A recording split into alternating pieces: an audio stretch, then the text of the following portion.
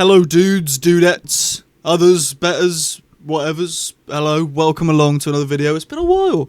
I do apologise, I have taken a little bit of time off, just because I've got no bloody ideas. Literally, since the series gone off, I've got no ideas. I am writing a fan series of Doctor Who, so that'll be out for you to read at some point, but for now, I need to make an actual video, because I haven't done one of them in a while. So we're continuing the grind of the retro tier lists. I did Series 1 last week, so I'm hopping on Series 2 now. So let's begin. If you want to watch my Series 1 first, you can watch that on my channel now. So yeah, give that a watch, feel free to do that. But for now, let's start with New Earth. This episode gives me so much nostalgia for when I was younger. This was an episode that I would constantly watch. In fact, every single time I watch this episode, I get like a flashback memory to when I was younger. There's a scene in this episode where all of the patients like leave. So basically the premise of the episode, there's this hospital, and in the cellars of the hospital, there's people who, the cat women who own the hospital, test stuff on. They're like animal testing, but on humans. And there's a scene where all of the like weird infected humans leave the doors, and I remember eating a what are those chocolate bars called? They got like nougat in them. Double decker. I was eating a double decker once when I was watching that, and I remember just thinking, oh, I'm watching like people with like loads of pus on their face whilst I'm eating this double decker. So that wasn't very nice. And now every time I see that scene, I just think back to me eating a double decker. That's a really boring story, but that's a memory I've got of this episode. And I just love it. Cassandra is back. She's back with her pet Chip. The ending is really like, I get you there when they go back and see Cassandra, the last human. We see her in her actual human form, not trampoline form. At the end, and Chip says she looks beautiful and it's lovely, and the dynamic between Rose and the Doctor in this, when they're constantly being like Cassandra is like passing through both of them, really cool idea, really cool execution of the idea as well, very good. And like people really like, they don't dislike this episode, but they really don't credit it enough. I feel like it's Doctor Who. This episode here is Doctor Who. There's no doubt about it. It is Doctor Who, and I love it for that. So I'm gonna put it in. It's great. It is great. You know, I think people nowadays just tend to look at episodes and go, nothing major happened, so it's not that good of an episode. This episode is very good, very good. And if you gave it a watch, you'd understand that. So watch it again. If you disagree with me here, give it another watch, and maybe you'll change your mind, or maybe you won't. Apologies for the lighting as well. I'm not putting a light on, it's too up. Tooth and Claw. Not a great episode, I must admit. It's cool to touch on werewolves. I do think they could have been done better. The opening scene's a bit weird with all the bold men doing like their karate or whatever it's called. It just felt a bit out of place to the whole rest of the episode. I will say the bit where they're all trapped in like the underground cellar is quite cool, with the werewolf, and his eyes are all black, and he's like, I can't remember, he says like, you burn like the sun, but all I need is the moon, or something like that, and that was just really cool line, I thought. The CGI's bad. Queen Elizabeth, I don't think was, Queen Victoria, sorry, I don't think was done too great. I think Rose and the Doctor were very good. And I do like the fact it did play on actual werewolf history, if there's even such thing, you know, with, is it mistletoe or something like that they can't go near, something like that, and the silver bullet. It does the job, but it's not a great episode. Is it a good episode? No, I'm afraid it is okay. It is okay. I'm a big Series 2 lover. Up until recent times, Series 2 was my favourite series, which is really unique and unpopular, because I did a video on this channel about a year ago ranking all the series, and Series 2 was at the top for me, and people were like, what are you on about, you mental case, this is not the case, and I'm like, yeah, it is, I love Series 2. But now I can understand, it's not, I don't think it's bad, it's just I've realised how much better some of the others are, like Series 8, Series 10, Series 5, Series 1, like Series 1 I didn't really give any credit for until recently. I always loved Eccleston, but I always thought the episodes were a bit naff. But until recent times, I've realised they're not naff. Anyway, I want to waffle now.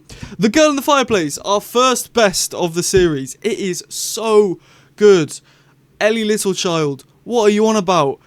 What are you on about is not that good. It is an incredible piece of television. Like, ooh, how can the Doctor fall in love with someone that quickly, you know? I don't believe it. That's what people say about Rogue, and people said about this. They're like, yeah, but... No, that's what it is. People said, like, the Doctor fell in love with Rogue so quick, that's impossible. And everyone was like, well, what about the Girl in the Fireplace? But that's different, because... And I love Rogue as well, don't get me wrong, but... This is completely different, because the Girl in the Fireplace, the Doctor knows who Renette Poisson is. He's looked at her before. He knows who she is. He's done his research. So he's already fallen in love with her before he's met her. Yes, it's a bit weird the first time they meet. She is like 7 years old. Little bit weird there, Doc. A little bit noncy. But, you know, end of the day, he's 900 and he fancies Billie Piper, who's like 20. So, a bit dodgy anyway. Doctor, check his hard drive. But the episode itself is really good. The fact that, you know, the whole episode we're gearing up to why are these clockwork creatures... why are they after her? Why are they after her? And we find out at the end it's because their ship is called the like SS Madame de Pompadour or whatever, and I think that is such a good, so Moffat.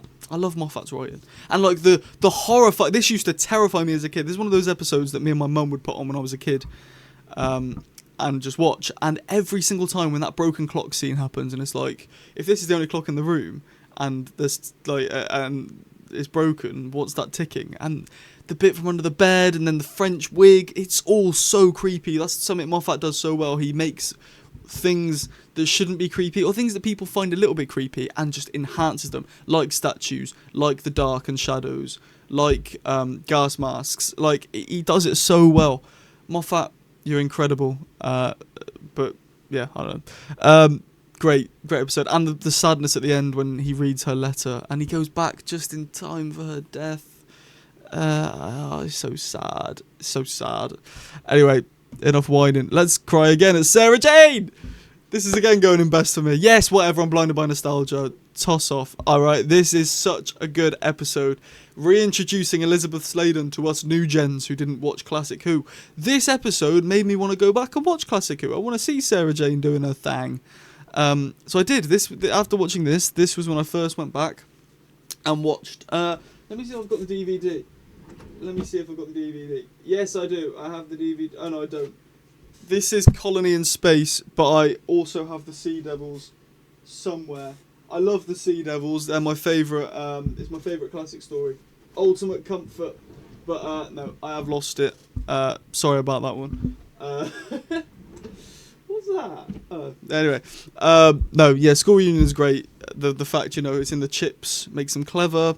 The Krillitane are a cool creature. The guy who played the teacher, I've forgotten his name now. The head teacher guy. Let me get his. Oh, you've just seen something there. You weren't meant to. Who played the head teacher in School Reunion? Doctor Who. I cannot type. Doctor Who. It is Anthony Head. That's the one. Unlucky last name there. No, go away. Right. Yeah. So he did the character very, very well. Sarah Jane Smith, Elizabeth Sladen. She still got it after all those years. She still got it. K9 is back. This is when Mickey realizes that he's the Tin Dog, which sets up something for the next episode. It's great writing, man. Great writing. And Kenny saves the day. It's just a comfort episode, isn't it? It's just a chill one set on Earth. Pretty predictable how it's going to go. But it's still fun along the way. That's the way I feel about New Earth as well. It's so good. Something I forgot to mention about New Earth, the Everybody Lives at the end as well, like where he puts the disinfectant on everyone. Such a good ending. Anyway, we're not talking about that. We're talking about School Union. Great ending as well. Really, really strong. All the characters were played greatly, and or were written greatly. And that end bit where she's like, say it this time, say goodbye this time, just in case I don't see you again. Obviously, he does see her again twice, once in person, no, twice. Oh yeah, because he's at her wedding as well. And he sees her in Death of the Doctor. He sees her quite a few times, but as David Tennant, he sees her a few more times. I would have liked if this was the end, but I'm not mad that she was back again, because you know the whole when he says don't forget me. I can't, because that's what she said to him. Oh, it's so good. Anyway, Rise of the Cybermen. This is where the name of this channel comes from. Cybers Industries. This is good because it sets up. You don't need to have seen Doctor Who previously to know what a Cyberman is. With the Daleks, it was always difficult because they are just a race, whereas Cybermen are always created in a different way. So, like Mondasian Cybermen converted humans. Telos Cybermen were just creatures of steel. Cybermen, it's a big mouthful. Cybermen were created by John Lumick to help upgrade the universe, and they were done so well. This episode, again, gets a lot of stick for some reason. It's so good. These 2 episodes could have been the finale, and I wouldn't have been mad. Like, don't get me wrong, I love Doomsday, and I love Partner of the Way. No, hang on. I love Army and Ghost, and I love Doomsday, but if Rose stayed for Series 3, and Series 3 was Doomsday and Army of Ghost, this could have been the perfect finale. Like, I really love it, and I don't understand the hate for it. Going to Pete's world, going to see the alternate universe, or the parallel universe. The TARDIS is dead. I mean, it did happen a bit abruptly. Mickey holding the button for too long, so good. This is another one I just had on when I was a kid all the time. Ricky and the not Paternoster, that's Vastra. I forgot what they're called. Like Mrs. White or whatever. And her name's Angela White, but what was her? No, not Angela White. Is that someone else? Angela Price. That's her name, not Angela White. What was Mrs. Robinson? No, what was her name? Her code name. Oh, you're all shouting at me through the screen. I know you are. Angela Price was Mrs. Oh God, I have to flipping do it again. Angela Price, Doctor Who, Mrs. Because I'm rubbish. Mrs. The Preachers, that's what they're called. It doesn't say. She was a 9-to-5 employee of Cybers Industries, so we're the same. Angela Price. Mrs. Moore, that was it, Mrs. Moore. Sorry, I know you were all shouting at me through the screen there. Yeah, Mrs. Moore was the name. Go away. Mrs. Moore, yeah. So, and the way, this not in this episode, but the way she dies is...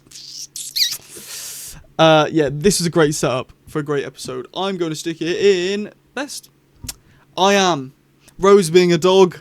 The cliffhanger. There being like presidents of the UK, and there's blimps in the air, or zeppelins as they call them. The earpieces, and it really does represent the way we're going. You know, where we have earpieces in AirPods. You know, as representing all that sort of stuff. But I will say the Age of Steel isn't quite as good. I'm still going to put it in great because it is a really fun watch. The resolution is very Russell T Davies of like, I do like when the Doctor's talking in code to Mickey, and he's like, anyone could do this, anyone could da da da da and da da da da and da da da, and Mickey's watching on the CCTV and he does it, and then that's the end. John Lumick falling from the Zeppelin, really cool as well. I do think it's a good episode. It's just a lot of like, samey, you know, let's run to this office where the big bad is and let's talk to him for a bit, and then we'll save the day somehow. I don't know, but Angela Price's death is... Angela Price? Yeah, Angela Price. So cool. You know, she sat there and she finally admits who she really is. She's not Mrs. Moore, she's Angela Price. And her family thinks she's dead, I'm pretty sure. So I made that bit up. And then she just gets nabbed in the sewers by one of the Cybermen. So good. Such good storytelling. From the RTD. Where's this nowadays, Russell? We don't have long enough series. Doctor Who needs to be bad. It needs to be mid. It needs to look a bit mid so we can have longer series, and I'd rather that. The Idiot's Lantern can go in... It's good enough for me. I don't like it. It's bad, in my opinion. I think the no-face people, as much as it's a good premise, looks a bit goofy. It looks really goofy. You know, I'm meant to feel really sad when the Doctor's like, she left her on the street, and it is really good, like really good writing and acting from David Tennant and Russell T Davies when he's like, they left her on the street, and then he gets really angry, like, they did this to her and then just left her on the street. And the premise of telly eating your face, I mean, it's not very subtle, but it is, it's a good metaphor, I suppose. And I just, look, I think the idea is cool, but I think when Rose has just stood there with no face, I'm just, The Wire was quite cool, it was a cool invention. Magpie was cool, it set up loads of Easter eggs. The resolution, again, a bit naff. and Rory Jennings is in it, so bit naff anyway. But Alan Colony, is his name Alan? Well, Connolly it will be, but is it Alan? I can't remember. The guy from EastEnders. He played this part really well. I didn't like his character, and you're not meant to. But also I didn't like Tommy's character, so I wasn't rooting for either of them, so it sort of took away the impact. But yeah, it's going and not for me. Sorry, it's not. But then again, like, people rate episodes this series a lot, like in this bracket. I don't get that at all. But The Impossible Planet, again, another unpopular opinion from me. I don't think these episodes are that good.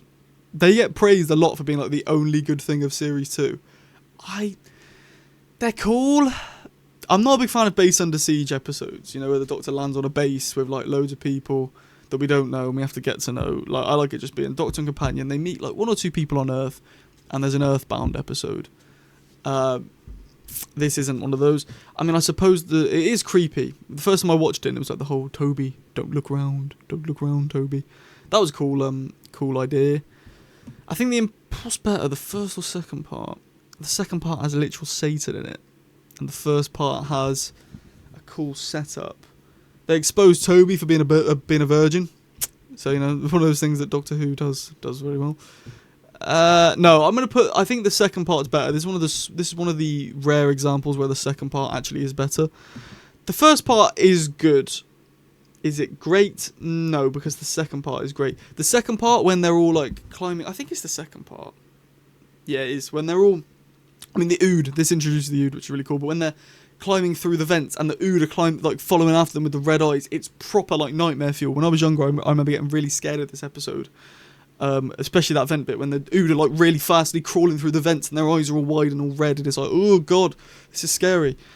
And then the captain, he sacrifices himself to make sure the others get out alive, which is something I always love in a captain in a Base Under Siege episode. And as much as I just said I don't like Base Under Siege episodes because of like how many characters there are, the Under the Lake Before the Flood is one of my favourite episodes of all time, and that is a Base Under Siege, and so is this. But this, like, for me, the characters outshine everything. Like Scooty, I was about to say Shooty, but Scooty is really, like, when she dies, heartfelt. When we look outside and see Toby like just stood there with the red eyes and he's outside, he shouldn't be able to breathe, he's got the writing on his face. It is cool. But then again, I think most people stick both the episodes in best. For me, they don't go there, but if they do, that's fine. Love and Monsters. Don't know what I'm doing. Love and Monsters. I'm gonna hold my hands up when I say this. It's going in great. Possibly even best. I really love Love and Monsters. Honestly, people give it so much slack. It's such a unique story. You know, this is what The Woman Who Fell to Earth wanted to be. You know, well, it's not actually. The only similar bits to the YouTube channel, but Elton in his bedroom doing his YouTube blog, and the whole thing is being seen through his eyes, and he meets Ursula, and he meets Jackie, and then Jackie hates him because Jackie thinks he's just using her, which he was, but he's not anymore, and he just wants to meet the Doctor again, and oh, it's so good. The only downside is the Absorbaloff, but they had to. There's a video on this channel explaining Love and Monsters and why I like it if you want to go and watch it, but the reason they had to do the Absorbaloff is because it was a winning entry on Blue Peter, so they were contracted to do the Absorbaloff. Yes, I think it let it down a bit, maybe if there was no big boss, but then it's silly Doctor Who, man. It's silly Doctor Who. We've just got to, I think we've got to look past it, look past the dodgy Absorbaloff and just see this episode as a piece of art. It is so unique and different to Doctor Who, any Doctor Who we've seen before. It's very good. For me, it goes in great. And that scene where Elton's walking back to Jackie's with the pizza and he's like, you know, I've been so caught up in trying to catch the Doctor and search for aliens that I've lost track of what really matters. And I love Jackie, but I love someone else even more. And then it cuts to him with Mr. Blue Sky, and it's Ursula. Oh. The paving slab bit's a bit weird when he's insisting that him and the girl as the paving slab have a love life. That's very weird. I do wish that line was cut. But yeah, there you go. Take that. Another comfort episode for me, which people hate. Fear Her. It's not great. It's going in good. I'm putting it in good. But people really give Fear Her slack as well. What's not to like? It's a homey vibe. Set before the 2012 Olympics. the Doctor saves the day by running with the torch. Hugh Edwards is in it, bit of a downside. But the idea of drawings coming to life and drawing something, taking it out of existence, is so cool. Chloe Webber's acting, I always hate on child acting, and I always feel bad, but it is a downside of the episode. The child acting in this is dreadful. I'm Chloe Webber. Chloe Webber. I must be with Chloe Webber. I must be with Chloe Webber. Chloe Webber, shut up, alright? The whole dad thing I think was a bit forced. They just wanted to get an abusive dad in the storyline. I don't think they did it very well. When the Doctor gets drawn and Rose is on her own, that is good. And the Doctor eating the marmalade out of the jar. He just is in some random woman's house and he grabs some marmalade out of a jar and just gets on his fingers and sucks it. It's just something the Doctor would do, and we don't get any of that anymore. We don't get the Doctor just being silly and stupid and a bit like, my boundaries aren't the same as yours. Which is a shame, because I do like that. But yeah, Fear Her, nowhere near as bad as people make it out, for me. And we got Kel from the council, you know. You took a council axe from a council van, and now you're digging up a council road. I'm reporting you to the council. I'm not doing the Christmas specials, by the way. I'll do a tier list at Christmas of the Christmas specials. Because the Christmas Invasion is on this list, but I'm not doing it. Because I want to save that for Christmas. Oh, I've got a hiccup. There you go. Right, Army of Ghosts. It's going in best. People don't like this finale as well. People always say it's a bit naff compared to the others. Suck your mum. Don't do that. But Army of Ghosts, it's incredible. The premise of like people coming back to life. We see Jackie genuinely upset when she thinks her dad has come back, but he's not. He's dead, Jax. He's dead. And Rose is like, I can't smell cigarettes like you can. He's not dead. He's dead, Mum. He's not come back. And then we find out that Torchwood are behind it. By the way, I never actually mentioned, in School Reunion, Mickey finds out he's the dog, the tin dog, and he's like not really part of the group, and he has to hold the button down at the start of these two. So at the end of this, at the end of this, he chooses to stay in the parallel world, which I like as well. Sorry, I'm really jumping about the place. What are we on? Army of Ghosts. Yes, we found out Torchwood are behind the ghosts that aren't ghosts. They're actually just Cybermen breaking their way through. The bit with Freema Agyeman, her cousin Adiola, going off and copping off with some bloke in some like building ground. I don't know why the Cybermen are doing building grounds and like how no one's checked that for like a permit. Don't know. Stick it down to a perception filter. That's what they always do. But with the bit where Jackie's on the TARDIS and the Doctor's at Torchwood and he's like, oh, this is Rose, and he grabs Jackie so Rose can stay inside, and he's like, yeah, she looked into the heart of the time vortex, aged 57 years, and she's like, but I'm 40. It's just so good, man. And Yvonne, I really do like Yvonne. I think you're meant to not like her because she puts business before people's lives, but the bit when she's like, I did my duty for Queen and Country, I think redeems her character quite a lot. Great episodes in my opinion. I think it sets up perfectly, and the whole time we're like, what's inside the sphere? Why have the Cybermen brought a sphere along with them? And we find out it's not Cybermen in the sphere, it's Daleks, and we're about to have a finale with Cybermen and Daleks, the two longest running Doctor Who villains, apart from the Time Lords. No, even longer. The Daleks have been going on longer than the Time Lords. They are clashing, finally. Cybermen, Daleks, they're clashing. Something I never thought I'd see in Who, and it's happened. And when I watched it for the first time, I was loving it. Doomsday, get right in my basket in best. So good. It's so good. It is so good. And I mean, the only downside for me to Doomsday, the only downside is Rose Tyler, and it happens in Army of Ghosts as well. Rose Tyler at the start of the episode stood on a beach going, this is the story of how I died. Because you don't die. Russell, you don't lie to your audience. That's number one rule of writing. You don't lie to your audience. Saying Rose is going to die and then having her not die really does. It's meant to be a big shock, like, oh, Pete came back to save her, which I do like, but I just wish there wasn't the line of this is the story of how I died. And I know it's a play-on thing of like, yes, she's dead in this universe, she's on the list of the dead, or like, this is the story of how she died, she's now going to die in that parallel world, that's how she dies. She didn't die though, she's alive. And that, the scene at the end, someone's just started drilling. The bit where they call it the bitch fight of Canary Wharf, and it's between the Daleks and the Cybermen, when they're like, you could wipe out the Cybermen with 4 Daleks, and the Daleks are like, we could wipe out the Cybermen with 1 Dalek, and it's just like back and forth, like girls in a school playground going at each other, you know, all boys, whatever. Boys tend to be more like punchy facey, whereas girls tend to like have a mouth on them. Which I always enjoyed watching girls like have an argument at school, because it was like lippy. It wasn't like with boys. I don't like seeing people getting punched in the face, but I do like seeing insults when I was younger. I don't know. Anyway, I'm waffling. Yeah, Doomsday. The resolution being, we've all got particles on us from traveling through time. If we open up the void, you get sucked in. Hold on to this thing. And you won't get sucked in. But Rose, once it's closed, you'll never be able to see your mother again. Imagine how Jackie felt when Rose chose the Doctor over her. Because she's like, I made my decision a long time ago. I'm never leaving you, Doctor. What? Your own mother? And dad now as well? Oh, the scene where Pete and Jackie reunite is so good. When they're running towards each other. And, like, Pete's like, my Jackie's dead. You're not my Jackie. But, like you're not, but and he's like stumbling, he's like, I'll just come here, and then they run towards each other, and it's so, it gets you in the feels every time, it's so good. And when Jackie's escaped the Cybermen conversion, and the Doctor's like, where are you?